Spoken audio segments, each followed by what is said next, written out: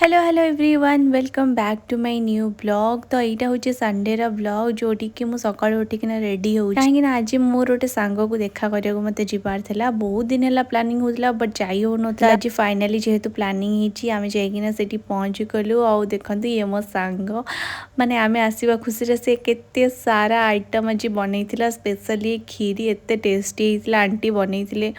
तो मुझे कही कि तू बेसी किसी बनईबुनी हेले सी एत सारा आइटम बनई एते टेस्टी बनई आम जीजा जी सब खाଇବା बनई जोटा कि आहरी बेसी टेस्टी लगुला। खाई सारा पर आम मैंने बसीगलु तांकर बाहागर आलबम देखा लगी। आ मो बाहागर पर मुझे फर्स्ट टाइम मीट कर बाहागर पर भी बाई सारा पर आम दुई जन को देखा कर तो आलबम देखिकिना सब मेमोरीज कलेक्ट करूँ। जेहेतु आम दिज एत दिन पर देखाई तो आमर बकर बकर तो सरू ही नथिला।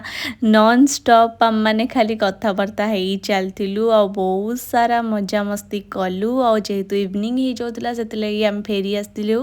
आसला बेले सेटा गोटे गिफ्ट देता जोटा कि देखिना बहुत ही बेसी खुशी होती। मुझे जान नी भितर कौन अच्छी आ घर को आसिकिना देखी बोली बहुत एक्साइटेड थी। तो घरे आसिकिना फर्स्ट पहुँच सारापर मुझे ओपन करी।